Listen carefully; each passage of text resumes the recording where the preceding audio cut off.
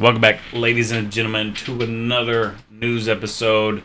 We got a very short video today in news. Just going to kind of hit the highlights for the future games rundown. For the horror games, we have Hellraiser Revival. Not too long ago, I did do a short another video over that game. But now we have a date of October 8th. That's on the PS5. And Saber's Fresh developer Diary Spotlight is 4+ years push to turn the series into a first-person survival horror game. And also another game for the horror games, we have Silent Hill Townfall, which arrives September 24th.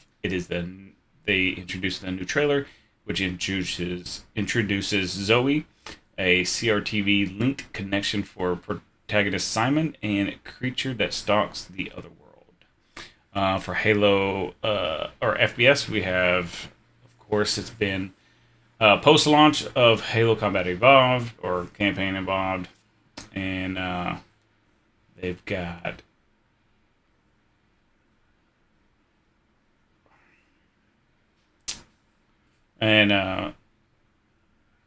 for FPS, we have Call of Duty Modern Warfare 4, and it's a rebuilt DMZ extraction mode, which lands October 23rd. DMZ promises a living combat zone built around looting, fighting, negotiating.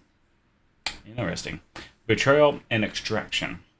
I wonder who you're going to negotiate against. Are you talking about like from the other player's perspective? Or are you talking about the NPCs? Like, what's going on? That's going to be interesting. Never was a big fan of the first DMZ, but we'll try this one out for sure when that comes out.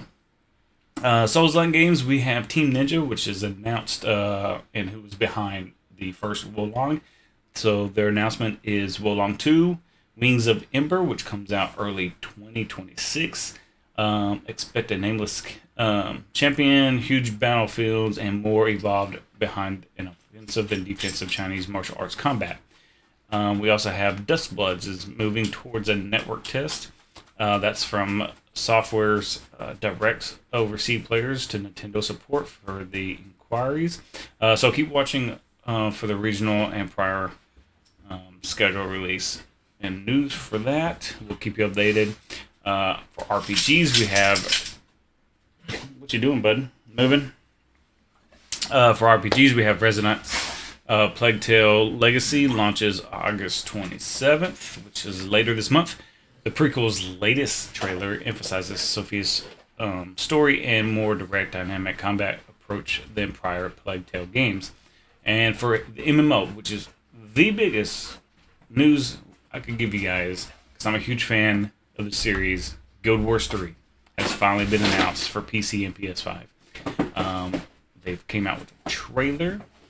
ArenaNet says the beta pricing release date and the feature details will follow through the 26th, the rest of the year, and through 27. So we're probably looking at, 2028, 2029 probably for Guild Wars 3 to arrive. But, yeah, can't wait. Big fan of Guild Wars 2. Played a lot of that. Offline, so I actually might go back to that. But then we finally got RuneScape Dragon Wilds heads to PS5 September 15th. It's going to bring the co-op and solo fantasy survival world to the console, and that's the watch list for this week.